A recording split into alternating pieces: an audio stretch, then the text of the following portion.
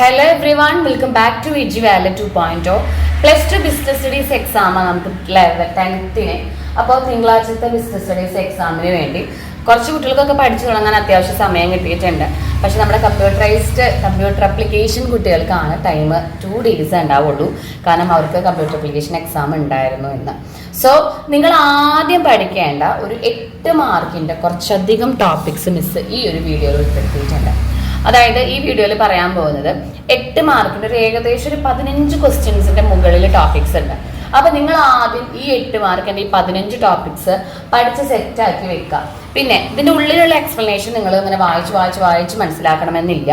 Just കാണാപ്പാഠം പഠിക്കണമെന്നില്ല, കാണാപ്പാഠം പഠിക്കണമെന്നില്ല. ഒരു topic എന്താണെന്ന് വെച്ചാൽ അതിൻ്റെ മലയാളം മീനിങ് ആണ് നിങ്ങൾ ഇംഗ്ലീഷിലേക്ക് അത് ജസ്റ്റ് നിങ്ങളുടെ ഓൺ വേർഡ്സിൽ ഉണ്ടാക്കി എഴുതിയാൽ മതി. കാരണം നമുക്ക് ഇനി അധികം ടൈമൊന്നുമില്ല അല്ലേ. അപ്പോൾ നിങ്ങൾ എന്ത് എഴുതുമ്പോഴും ഒരു ഹെഡിങ് എഴുതിയിട്ട് അതിൻ്റെ എക്സ്പ്ലനേഷൻ നിങ്ങളുടേതായ വേർഡിൽ എഴുതാം. ഓക്കെ, അങ്ങനെയാണ് നമുക്ക് ബിസിനസ് സ്റ്റഡീസിൽ മാർക്ക് വാങ്ങാൻ കിട്ടുന്ന വലിയൊരു ടൂളാണത്.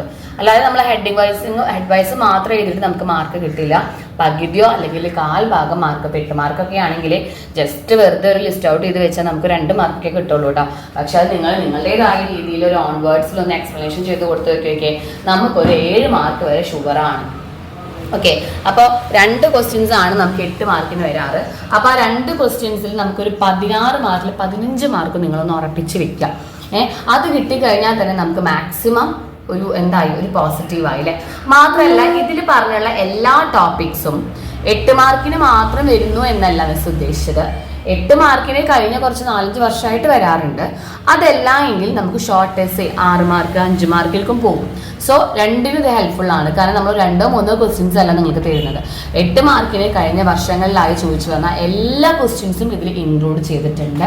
മോഡൽ എക്സാമിനും നമ്മൾ ഇൻക്ലൂഡ് ചെയ്തിട്ടുണ്ട് കേട്ടോ.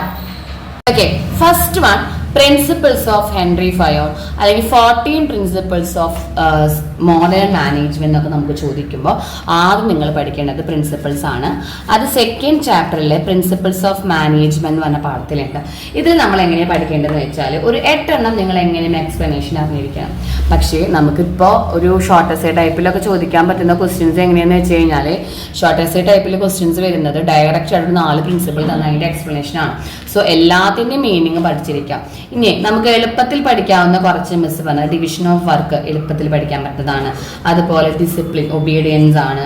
റിമ്യൂണറേഷൻ ടു ദ എംപ്ലോയീസ് അതൊക്കെ നമുക്ക് ഉണ്ടാക്കി എഴുതാൻ പറ്റുന്നതാണ്. റിമ്യൂണറേഷൻ കൊടുക്കണം. ദെൻ സ്റ്റേബിലിറ്റി ഉണ്ടാവണം, സ്റ്റേബിൾ ഉണ്ടാവണം. അതുപോലെ തന്നെ സ്കോളാർ ചെയിൻ നമുക്ക് എളുപ്പത്തിൽ പറയാൻ പറ്റുന്നതാണ്. ക്രിയേറ്റിവിറ്റി അല്ലെങ്കിൽ ഇനീഷ്യേറ്റീവ്, ക്രിയേറ്റിവിറ്റി ഓർ ഇനീഷ്യേറ്റീവ് ആണ് പറയാം കേട്ടോ. ഇനീഷ്യേറ്റീവ്. പിന്നീട് നമുക്ക് പറയാൻ പറ്റുന്നത് എസ്പിരിറ്റ് ഡി കോപ്സ് അതായത് യൂണിയനി സ്ട്രെങ്ത് നമുക്ക് വേഗം പഠിക്കാൻ പറ്റുന്നതാണ്. Union strength. പിന്നെ മെറ്റീരിയാലിറ്റി, എല്ലാത്തിനും സ്പേസ് വേണം അല്ലേ. മെറ്റീരിയാലിറ്റി. ദെൻ യൂണിറ്റി ഓഫ് കമാൻഡും unity of direction. Unity of command എന്ന് വെച്ചാൽ ഒരാളിൽ നിന്ന് മാത്രം കമൻറ്റുകൾ സ്വീകരിക്കുക. യൂണിറ്റി ഓഫ് ഡയറക്ഷൻ എന്ന് പറഞ്ഞിട്ടുണ്ട് വെച്ചെങ്കിൽ ഒരേ ഒരു പ്ലാനിൽ വേണം എല്ലാവരും വർക്ക് ചെയ്യാനായിട്ട്. ദെൻ പിന്നീട് സെൻട്രലൈസേഷൻ ഉണ്ട്, ഡീസെൻട്രലൈസേഷൻ. അതൊക്കെ നമ്മൾ ലാസ്റ്റ് നോക്കിയാൽ മതി. നിങ്ങൾക്ക് ഏറ്റവും എളുപ്പത്തിൽ പഠിക്കാൻ പറ്റാവുന്ന ഒരു 8 എണ്ണം മിസ് ആദ്യം division of work, discipline, remuneration, stability, scalar chain, creativity, esprit, corps, materiality. ഇത് 8 എണ്ണം ആദ്യം പഠിക്കാം. പിന്നെ unit of command, unit of direction, സെൻട്രലൈസേഷനും ഡീസെൻട്രലൈസേഷനും. Then subordination of individual interest to group interest. Okay, അങ്ങനെ ഒരു 14 എന്ത് പഠിക്കാം പ്രിൻസിപ്പിൾസ് ആദ്യം പഠിക്കാം. അത് ഇത്രയും എളുപ്പത്തിൽ പഠിക്കാൻ പറ്റുന്നതാണ് ഫസ്റ്റ് മിസ് അത് എഴുതിയത് കേട്ടോ. ദെൻ പിന്നീട് നമ്മൾ പഠിക്കേണ്ടത് സ്റ്റാഫിങ്ങിൻ്റെ പ്രോസസ്സാണ്. സ്റ്റാഫിങ്ങിൻ്റെ പ്രോസസ്സ് നമുക്കുള്ളത് ചാപ്റ്റർ 6-ലാണ്. ചാപ്റ്റർ 6-ൽ സ്റ്റാഫിങ്ങിൻ്റെ പ്രോസസ്സ് ഓർഡർ വൈസിൽ എഴുതാൻ ശ്രദ്ധിക്കുക. നമ്മൾ ആദ്യം എത്രത്തോളം മാൻ പവർ റിക്വയർമെൻറ്റ് വേണമെന്ന് നോക്കിയാൽ മാൻ പവർ റിക്വയർമെൻറ്റ് നമ്മൾ ആദ്യം എത്രത്തോളം ആൾക്കാർ നമുക്ക് ആവശ്യമുണ്ട്. പിന്നീട് നമ്മൾ റിക്രൂട്ട്മെൻറ്റ് എന്ന് വെച്ചാൽ അതായത് stimulating them to apply for job, എല്ലാവരും നമ്മൾ ജോബിലേക്ക് അപ്ലൈ ചെയ്യാനായിട്ട് സ്റ്റിമുലേറ്റ് ചെയ്യാം. ദെൻ സെലക്ഷൻ നടത്തി, അല്ലെങ്കിൽ നമ്മൾ സെലക്ഷൻ നടത്തി ആ സെലക്ട് ചെയ്ത ആൾക്കാർ നമ്മൾ എന്ത് ചെയ്തു, പ്ലേസ്മെൻറ്റ് ആൻഡ് ഓറിയൻറ്റേഷൻ നടത്തി. പ്ലേസിലേക്ക് നിശ്ചയിച്ചിട്ട് അവർക്ക് ഓറിയൻറ്റേഷൻ ക്ലാസ്സൊക്കെ കൊടുത്തു. അതിനുശേഷം നമ്മൾ അവർക്ക് ട്രെയിനിങ്ങും ഡെവലപ്മെൻറ്റും കൊടുത്തു. ട്രെയിനിങ് കൊടുത്ത ശേഷം അവർ എത്രത്തോളം പെർഫോമൻസ് ചെയ്തെന്ന് നമ്മൾ അറിയാൻ വേണ്ടി അവരുടെ പെർഫോമൻസ് എല്ലാം നമ്മൾ അപ്രൈസൽ നടത്തി. ശേഷം പ്രൊമോഷനും കരിയർ ഗൈഡൻസും ഒക്കെ കൊടുത്തു കഴിഞ്ഞിട്ട് ലാസ്റ്റാണ് നമ്മൾ എന്ത് കൊടുക്കുക, കോമ്പൻസേഷൻ. അപ്പോൾ ഒരു ഒരു ഹ്യൂമൻ റിസോഴ്സ് അല്ലെങ്കിൽ ഒരു കമ്പനിയിൽ ജോലി ചെയ്യുന്ന ഒരാൾ അയാളെ കണ്ടെത്താനുള്ള എണ്ണം സ്റ്റാർട്ട് ചെയ്ത് അയാൾക്ക് ജോലി കിട്ടി ട്രെയിനിങ് നടത്തിയ കയ്യിൽ ശമ്പളം കിട്ടുന്നത് വരെയുള്ള എല്ലാ കോമ്പൻസേഷൻ റിക്വയർമെന്റ് മുതൽ കോമ്പൻസേഷൻ വരെയുള്ള എല്ലാ സ്റ്റെപ്പും ഇൻക്ലൂഡ് ആവണം കേട്ടോ. നെക്സ്റ്റ് ടോപ്പിക് ആണ് financial and non financial incentives. 8 മാർക്കിനായിട്ട് ഇതൊക്കെ ചോദിച്ചിരിക്കുന്നത്. ഇത് 2022 ക്വസ്റ്റൻ ആയിരുന്നു. അത് നമുക്ക് ഡയറക്റ്റ് ഇങ്ങനെ തരില്ല, മോട്ടിവേറ്റ് ചെയ്യാൻ വേണ്ടി നമ്മൾ കൊടുക്കുന്ന ഇൻസെന്റീവ്സ് ഏതൊക്കെയെന്ന് ചോദിക്കാം. അപ്പോൾ ഫിനാൻഷ്യൽ ഇൻസെന്റീവ്സ് ഉണ്ടെന്ന് പറയാം, നോൺ ഫിനാൻഷ്യൽ ഇൻസെന്റീവ്സ് ഉണ്ടെന്ന് പറയാം. ഫിനാൻഷ്യൽ ഇൻസെന്റീവ്സ് എന്ന് വെച്ചാൽ in the form of money. നമുക്ക് ഒരുപാട് എക്സ്പ്ലനേഷൻസ് കൊടുത്ത് എഴുതേണ്ട കാര്യമൊന്നുമില്ല. ബോണസ് എന്താണെന്ന് എഴുതാം, അതുപോലെ തന്നെ പ്രോഫിറ്റ് ഷെയറിങ് എന്താണ്, ദെൻ റിട്ടയർമെന്റ് ബെനിഫിറ്റ്സ് ഉണ്ട്. റിട്ടയർമെന്റ് ബെനിഫിറ്റ്സ് നമുക്ക് ക്യാഷ് ആയിട്ട് കിട്ടും. ദെൻ പെർക്വിസിറ്റ്സ് എന്ന് വെച്ചാൽ നമുക്കിപ്പോൾ കാർ അലവൻസ്, കുട്ടികളുടെ പഠിത്തം, അതിനൊക്കെ വേണ്ടി സഹായിക്കാം പെർക്വിസിറ്റ്സ്. ദെൻ കമ്മീഷൻ എഴുതാം, കമ്മീഷന് നല്ലൊരു എക്സാമ്പിൾ ആണ്. അപ്പോൾ 4 എഴുതാം, 4 മതിയാവും. നോൺ ഫിനാൻഷ്യൽ ഇൻസെന്റീവ്സിൽ സ്റ്റാറ്റസ്, ഓർഗനൈസേഷൻ്റെ ക്ലൈമറ്റ്, നല്ല ക്ലൈമറ്റിൽ നമുക്ക് വർക്ക് ചെയ്യാൻ തരാം. അതുപോലെ തന്നെ ജോബ് എൻറിച്ച്മെന്റ്, നമ്മൾ ജോലി ഒന്നും കൂടി എൻറിച്ച്മെന്റ് ചെയ്ത് തരാം. അതുപോലെ തന്നെ റെക്കഗ്നീഷൻ പ്രോഗ്രാം, അത് എംപ്ലോയിനെ റെക്കഗ്നൈസ് ചെയ്യുന്ന തരത്തിലുള്ള പ്രോഗ്രാംസുകൾ, എംപ്ലോയർ റെക്കഗ്നേഷൻ പ്രോഗ്രാമുകൾ കണ്ടക്ട് ചെയ്യാം. ഇതൊക്കെയാണ് financial and non financial incentives. ഇതിൻ്റെ എക്സ്പ്ലനേഷൻ നിങ്ങൾക്ക് മനസ്സിലായത് ഉണ്ടാക്കി എഴുതി വെച്ചാൽ മതി. ഓക്കെ, ദെൻ നെക്സ്റ്റ് ആണ് പ്ലാനിങ്ങിൻ്റെ പ്രോസസ്സും വിത്ത് ലിമിറ്റേഷൻസ്. ലിമിറ്റേഷൻസ് സെപ്പറേറ്റ് 4 മാർക്കിന് ചോദിക്കാറുണ്ട് കേട്ടോ. അതെന്താ ലിമിറ്റേഷൻസ് വെച്ചാൽ it does not guarantee success. നമുക്ക് സക്സസിനെ ഗ്യാരണ്ടി ചെയ്യുന്ന ഒരു ടൈപ്പ് അല്ല. പിന്നെ കൺസ്യൂമിങ് ആണ്, ടൈം കൺസ്യൂമിങ് ആണ്, കോസ്റ്റ്ലി ആണ്. എക്സ്റ്റേണൽ അഫെയർസിൽ നമുക്കൊരു പരിധി വരെ കൺട്രോൾ ചെയ്യാനായിട്ട് പറ്റുള്ളൂ. പിന്നെ ഇറ്റ് റെഡ്യൂസസ് ക്രിയേറ്റിവിറ്റി, അതായത് ആരുടെ ക്രിയേറ്റിവിറ്റി, എംപ്ലോയീസിൻ്റെ ക്രിയേറ്റിവിറ്റി റെഡ്യൂസ് ചെയ്യാനൊക്കെ ആ കാരണമാണ്. അങ്ങനെയൊക്കെയുള്ള ലിമിറ്റേഷൻസ്. പ്ലാനിങ്ങിൻ്റെ പ്രോസസ്സ് നമ്മൾ എഴുതുമ്പോൾ നമ്മൾ എന്ത് ചെയ്യണം, ഓർഡർ വൈസിൽ തന്നെ എഴുതാം. ഓർഡർ വൈസിൽ എഴുതിയിട്ട് നമ്മൾ തെറ്റ്, അതായത് ഒരെണ്ണം പോലും സ്കിപ്പ് ചെയ്യാനൊന്നും പാടില്ല. ഒരു 7-8 സ്റ്റെപ്പുകൾ നമുക്ക് പ്ലാനിങ്ങിനുണ്ട്. നമ്മൾ ഒബ്ജക്റ്റീവ് സെറ്റ് ചെയ്യണം. എന്താണ് നമ്മുടെ ഒബ്ജക്റ്റീവ് സെറ്റ് ചെയ്ത് വെക്കുക. അതിനുവേണ്ടി പ്ലാനിങ് പ്രീമിസസ് ഡെവലപ്പ് ചെയ്യുക, അതിൻ്റെ ഊഹങ്ങൾ, പ്ലാനിങ് പ്രീമിസസ് ഡെവലപ്പ് ചെയ്യുക. അതിനുശേഷം അതിന് ഡിഫറെൻറ്റ് ടൈപ്സ് ഓഫ് ഓൾട്ടർനേറ്റീവ്സ് കണ്ടുപിടിക്കുക. ആ ഓൾട്ടർനേറ്റീവ് കോഴ്സസ് ഓഫ് ആക്ഷനെ നമ്മൾ ഇവാലുവേറ്റ് ചെയ്യുക. അതിന് എന്തൊക്കെ ചെയ്യാൻ പറ്റും. ആ ഇവാലുവേറ്റ് ചെയ്തതിൽ നിന്ന് നമ്മൾ ഒരെണ്ണം എന്ത് ചെയ്യുക, സെലക്ട് ചെയ്യുക, ദ ബെസ്റ്റ് വൺ സെലക്ട് ചെയ്യുക. സെലക്ട് ചെയ്ത ശേഷം അത് ഇംപ്ലിമെൻറ്റ് ചെയ്തിട്ട് നമ്മൾ എന്ത് ചെയ്യുക, ഫോളോ അപ്പ് ചെയ്യുക. ഇതാണ് പ്ലാനിങ്ങിൻ്റെ പ്രോസസ്സ്. ഒബ്ജക്റ്റീവ് സെറ്റ് ചെയ്യുക, പ്ലാനിങ് പ്രിമിസസ് സെറ്റ് ചെയ്യുക, ഓൾട്ടർനേറ്റീവ്സ് ആലോചിക്കുക, ഇവാലുവേറ്റ് ചെയ്യുക, സെലക്ട് ചെയ്യുക, ഇംപ്ലിമെൻറ്റ് ചെയ്യുക, ഫോളോ അപ്പ് ചെയ്യുക കേട്ടോ. പിന്നീട് നമുക്ക് വരാവുന്ന ഒരു ക്വസ്റ്റ്യൻ ആണ് സോഴ്സസ് ഓഫ് റിക്രൂട്ട്മെന്റ്. 2 തരം സോഴ്സസ് ആണുള്ളത്. ഇന്റേണൽ സോഴ്സസും ഉണ്ട്, അതുപോലെ തന്നെ എക്സ്റ്റേണൽ സോഴ്സസും ഉണ്ട്. ഇന്റേണൽ സോഴ്സസിൽ ആകെ 2 എണ്ണം മാത്രം ഇന്റേണൽ സോഴ്സ് ആയിട്ട് നമുക്ക് വരാറുള്ളൂ. ദറ്റ് ഈസ് പ്രൊമോഷനും ട്രാൻസ്ഫറാണ്. ട്രാൻസ്ഫർ എന്ന് പറഞ്ഞാൽ ജസ്റ്റ് ഒരു ജോലിയിൽ നിന്ന് മാറ്റുന്നു എന്നുള്ളൂ. അവിടെ സ്റ്റാറ്റസോ അല്ലെങ്കിൽ ശമ്പളമോ റെസ്പോൺസിബിലിറ്റി ഒന്നും തന്നെ ഇൻക്രീസ് ആവുന്നില്ല. പ്രൊമോഷനിൽ നമുക്ക് എല്ലാം ഇൻക്രീസ് ആവും. രണ്ടാമത്തതാണ് എക്സ്റ്റേണൽ സോഴ്സസ്. എക്സ്റ്റേണൽ സോഴ്സസ് എന്ന് പറയുമ്പോൾ നമുക്ക് പുറമെ നിന്നുള്ള ആൾക്കാരെ സെലക്ട് ചെയ്യാം. അതായത് നമുക്ക് എംപ്ലോയ്മെൻറ്റ് എക്സ്ചേഞ്ചിൽ പോവാം, അതുപോലെ തന്നെ ക്യാമ്പസ് റിക്രൂട്ട്മെൻറ്റ് നടത്താം, അഡ്വർടൈസ്മെൻറ്റ് ചെയ്യാം പേപ്പറിലൊക്കെ, അല്ലെങ്കിൽ അഡ്വർടൈസ്മെൻറ്റ് ഓൺ ടെലിവിഷൻ, ആഡ് കൊടുക്കാം. വെബ് പബ്ലിഷിംഗ് എന്ന് വെച്ചാൽ നമുക്ക് ഇൻ്റർനെറ്റിൽ പരസ്യം കൊടുക്കാം. ഇനി ഒന്നും പറ്റില്ലെങ്കിൽ നമുക്ക് ഡയറക്റ്റ് ആയിട്ട് റിക്രൂട്ട് ചെയ്യാം. അതായത് നമ്മുടെ കമ്പനിയുടെ പോസ്റ്ററിൻ്റെ ഉള്ളിൽ അല്ലെങ്കിൽ നോട്ടീസിൻ്റെ ഉള്ളിലൊക്കെ ഡയറക്റ്റ് റിക്രൂട്ട്മെൻറ്റ് നടത്താം. ദെൻ എക്സിസ്റ്റിംഗ് എംപ്ലോയീസിൻ്റെ റെക്കമെൻഡേഷൻ വഴി ആളെ കയറ്റാം. അപ്പോൾ ഇതിലൊരു 5 എണ്ണം, ഇതിലൊരു 2 എണ്ണം എക്സ്പ്ലെയിൻ ചെയ്ത് കൊടുക്കാം. Okay, sources of recruitment. പിന്നീടാണ് importance of motivation with Maslow's need ഹൈറാർക്കിയും ചെയ്യണം. അതായത് അതും വരയ്ക്കണം. അതിനൊരു 5 മാർക്കൊക്കെ ഉണ്ടാവും. 5 മാർക്ക് നമ്മൾ 5 ടൈപ്പ് ഓഫ് മാസ്ലോസ് നീഡ് പറയുന്നുണ്ട്.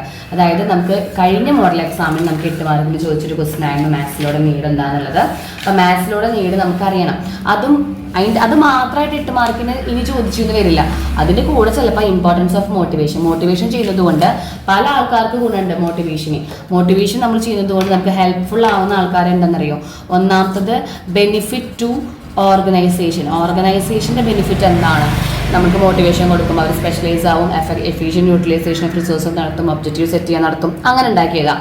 അതുപോലെ തന്നെ ബെനിഫിറ്റ് ടു ഇൻഡിവിജ്വൽസ്, ഓരോ ഇൻഡിവിജ്വൽസിനും എന്തുണ്ട് ബെനിഫിറ്റിൻ്റെ. ഓരോരുത്തർ ട്രെയിനിങ് നടത്തുമ്പോൾ അവർക്ക് ശമ്പളം കൂടാനും അവർക്ക് വർക്ക് എൻവയോൺമെൻറ്റ് കൂടാനും അവർക്ക് കരിയർ ഡെവലപ്മെൻറ്റിനും ഒക്കെ നമുക്ക് മോട്ടിവേഷന് വളരെയധികം ഹെൽപ്ഫുൾ ആണ്. അതുപോലെ തന്നെ ഇമ്പോർട്ടൻസ് ഓഫ് മോട്ടിവേഷൻ സൊസൈറ്റിക്ക് എത്രത്തോളം ഇമ്പോർട്ടൻസ് ഉണ്ട് അതും നമ്മൾ പഠിക്കണം. അപ്പോൾ മോട്ടിവേഷൻ്റെ ഇമ്പോർട്ടൻസ് കൊടുക്കുമ്പോൾ ഇത് 3 പേരുടെ ആലോചിച്ചിട്ട് 4-5 പോയിന്റ് എഴുതിയാൽ മതി. 5 പോയിന്റ് അതും, പിന്നെ ഒരു 5 പോയിന്റ് നമ്മുടെ മാസ്ലോസ് നീഡ്. എന്താണ്? ഫിസിയോളജിക്കൽ നീഡ്, സേഫ്റ്റി നീഡ് ഉണ്ട്, അതിനുശേഷം നമുക്ക് സോഷ്യൽ നീഡ് ഉണ്ട്, ദെൻ എസ്റ്റീം നീഡ് ഉണ്ട്, ലാസ്റ്റ് സെൽഫ് ആക്ച്വലൈസേഷൻ നീഡ്. ഇത് ഓർഗനൈസേഷൻ്റെ ലെവലും അറിയണം, അതുപോലെ തന്നെ പേഴ്സണലിൻ്റെ ലെവലും അറിയണം. ഓക്കെ. ദെൻ പിന്നീട് നമ്മൾക്ക് 8 മാർക്കിന് ചോദിക്കാവുന്ന അടുത്ത ക്വസ്റ്റ്യൻ ആണ് മാർക്കറ്റിങ്ങിൻ്റെ മിക്സ്. നമുക്ക് 4 P's ഓഫ് മാർക്കറ്റിംഗ് ആണുള്ളത്. പ്രോഡക്റ്റ് ഉണ്ട്, അതുപോലെ തന്നെ പ്ലേസ് ഉണ്ട്, പ്രൈസ് ഉണ്ട്, പ്രൊമോഷൻ ഉണ്ട്. ഇവിടെ 4 മാർക്കിൻ്റെ ക്വസ്റ്റ്യൻ ആയിട്ട് വരുന്നൊരു ചോദ്യത്തിലും 8 മാർക്കിൻ്റെ ചോദ്യത്തിലും വരുന്ന ഡിഫറൻസ് എന്താണെന്ന് വെച്ച് കഴിഞ്ഞാൽ, 4 മാർക്കിന് ഇത് നിങ്ങളോട് ചോദിക്കുകയാണെങ്കിൽ, ഷോർട്ട് എസ്സേ ടൈപ്പ് ക്വസ്റ്റ്യൻ ആയിട്ട് നിങ്ങളോട് ചോദിക്കുകയാണെങ്കിൽ നിങ്ങൾ ചെയ്യേണ്ടത് എത്ര മാത്രമാണെന്നറിയോ? പ്രൈസ് എന്താണ്, പ്രൊഡക്റ്റ് എന്താണ്, പ്രൊമോഷൻ എന്താണ്, പ്ലേസ് എന്താണ് ജസ്റ്റ് എഴുതി വെച്ചാൽ മതി. 8 മാർക്കിലേക്ക് വരുമ്പോൾ അത് എഴുതി വെക്കുക. ഒപ്പം ടൈപ്പ് ഓഫ് പ്രോഡക്ട്സിൻ്റെ ആ ഒരു ഡയഗ്രം അവിടെ വരച്ച് വയ്ക്കുക. ടൈപ്പ് ഓഫ് പ്രോഡക്ട്സ്, നമുക്ക് കൺസ്യൂമർ പ്രോഡക്ട്സ് ഉണ്ട്, ഇൻഡസ്ട്രിയൽ പ്രോഡക്ട്സ് ഉണ്ട്, അതവിടെ എഴുതി വെച്ചിരിക്കണം. പ്ലേസിലേക്ക് വരുമ്പോൾ 2 തരം സെക്ഷനാണ് പ്ലേസിൽ വരിക. ചാനൽസ് ഓഫ് ഡിസ്ട്രിബ്യൂഷനും ഉണ്ട്, ഫിസിക്കൽ ഡിസ്ട്രിബ്യൂഷനും ഉണ്ട്. അതിൻ്റെ ഒരു ഫ്ലോ ചാർട്ട് അവിടെ വരച്ച് വെക്കണം. വിത്ത് പ്ലേസ് എന്താണെന്ന് എഴുതണം. പ്രൈസിലേക്ക് വരുമ്പോൾ ഫാക്ടേഴ്സ് എഫക്റ്റിംഗ് പ്രൈസ് നിങ്ങൾ അവിടെ ലിസ്റ്റ് ഔട്ട് ചെയ്ത് വെക്കണം. പ്രൈസ് എന്താണെന്ന് എഴുതിയ ശേഷം factors affecting price list out ചെയ്ത് വെക്കാം.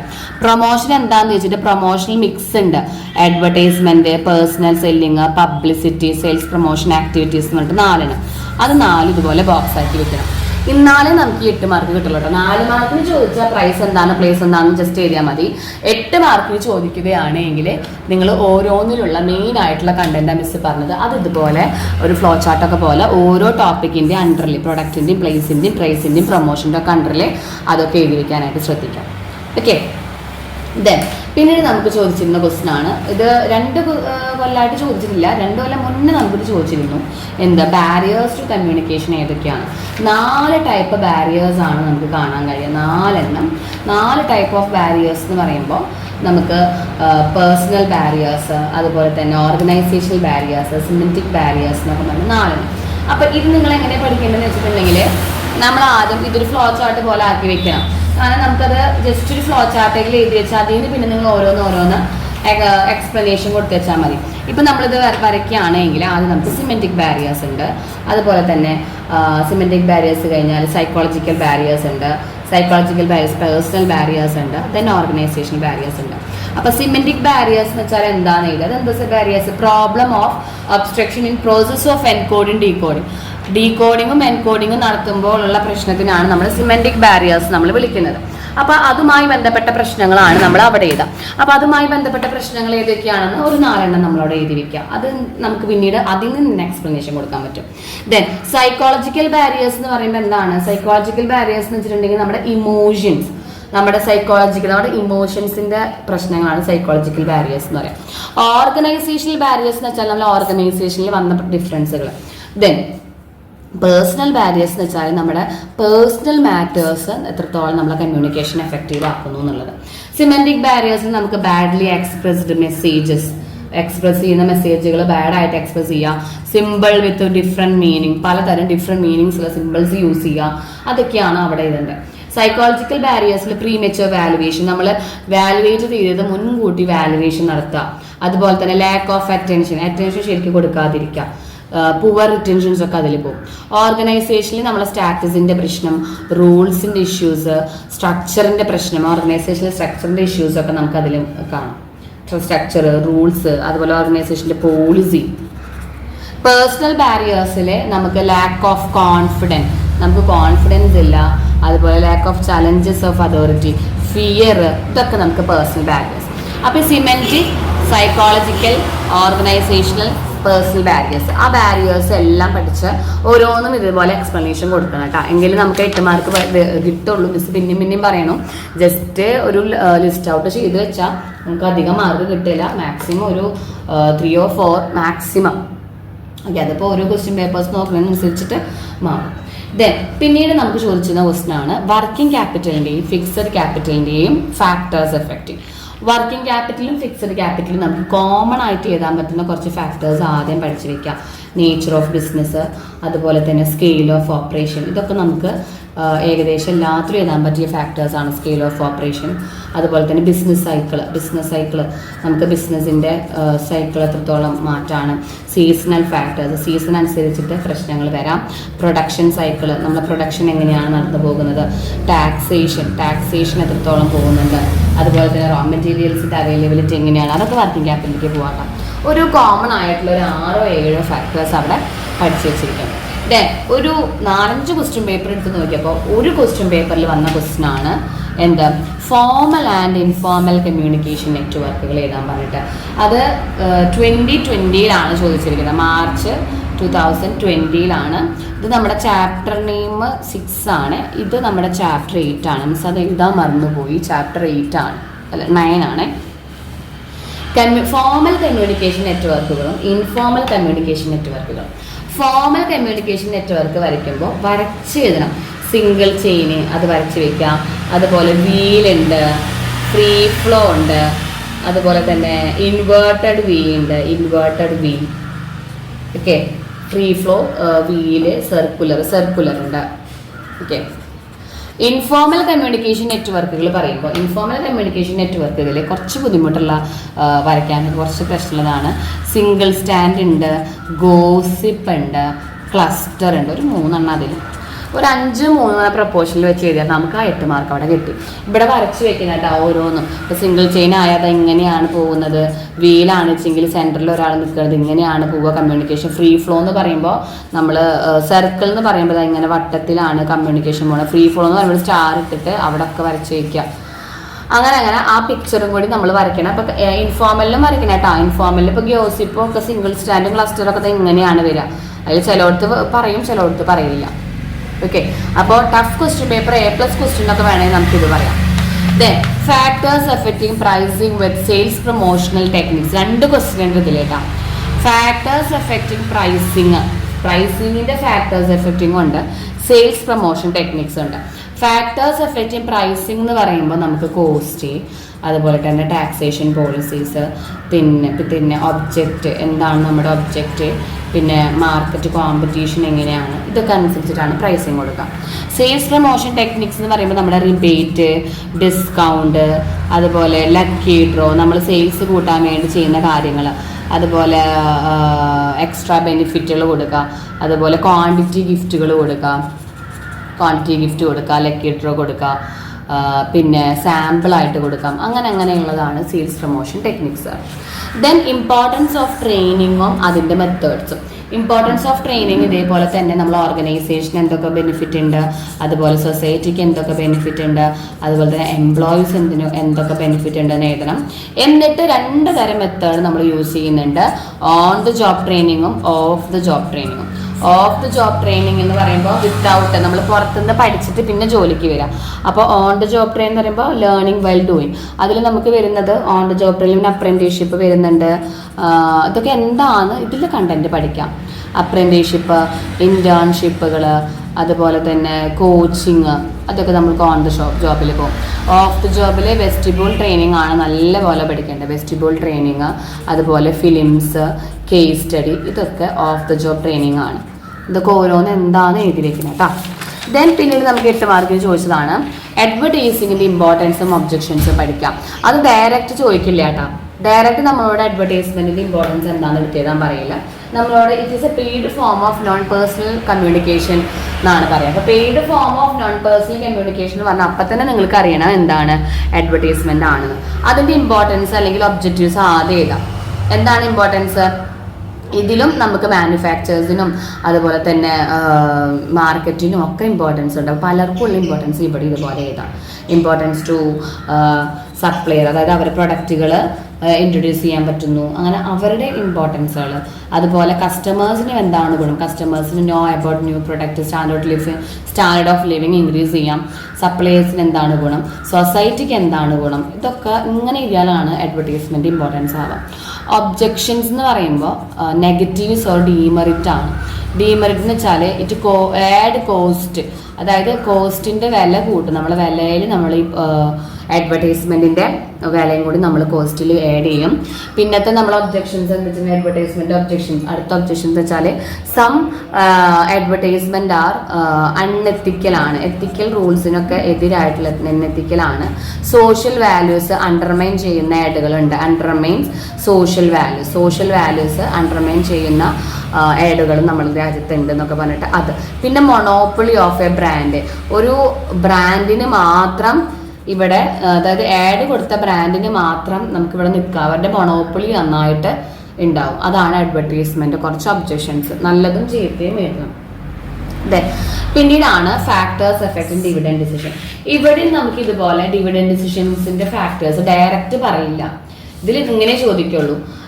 ഒരു എന്താ പറയുക, നമ്മുടെ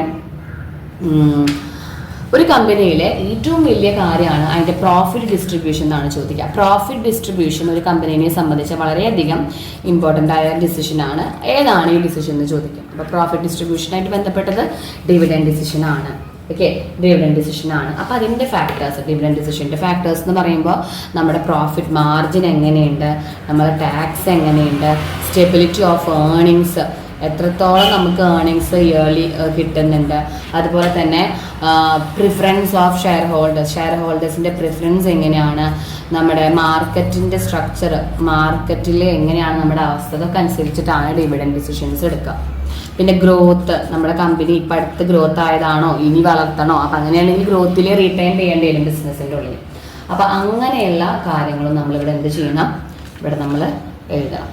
ഓക്കെ, അപ്പോൾ ഇത്രയും ക്വസ്റ്റ്യൻസ് ആണ് മിസ് ചെയ്തത്. ഏകദേശം ഒരു 2, 4, 6, 10, 12 എബവ് നമ്മൾ ക്രിയേറ്റ് ചെയ്തിട്ടുണ്ട് കേട്ടോ. ഒരു 12, 16, 18, 18 ക്വസ്റ്റ്യൻസ് ഉണ്ട്. ഈ എല്ലാ ക്വസ്റ്റ്യൻസും നിങ്ങൾ ആദ്യം സെറ്റാണോ നോക്കുക. അതായത് നിങ്ങൾക്ക് ഈ 18 ക്വസ്റ്റ്യൻസ് കിട്ടുന്നുണ്ടോ, കിട്ടുന്നില്ലെങ്കിൽ വേഗം പോയിട്ട് പഠിക്കാം. ഞാൻ ഈ 18 ക്വസ്റ്റ്യൻ ഓക്കെ ആണെങ്കിൽ നിങ്ങൾക്ക് ഇത് തന്നെ മതി പാസ്സാവാനേ, ഡബിൾ പാസ്സാവാനൊക്കെ. കാരണം ഇതിൽ നിന്ന് തന്നെ നമുക്ക് 2 മാർക്കും 4 മാർക്കും 5 മാർക്കും ഒക്കെ പോകാറുണ്ട്. ഒപ്പം 8 മാർക്ക് 1 മാർക്കിലേക്കൊക്കെ ക്വസ്റ്റ്യൻസ് പോകാൻ പറ്റാവുന്ന ടോപ്പിക്സ് ആണിത്.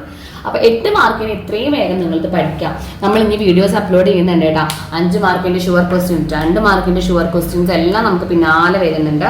ഏറ്റവും കൂടുതൽ കോൺസെൻട്രേറ്റ് ചെയ്ത് പഠിക്കേണ്ട പാഠങ്ങൾ അതൊക്കെ നമ്മളിപ്പോൾ ചെയ്യാം. അപ്പോൾ ആ പാഠങ്ങളിൽ നിങ്ങൾ അരിച്ചു പെറുക്കി പഠിക്കുന്നേ വേണം.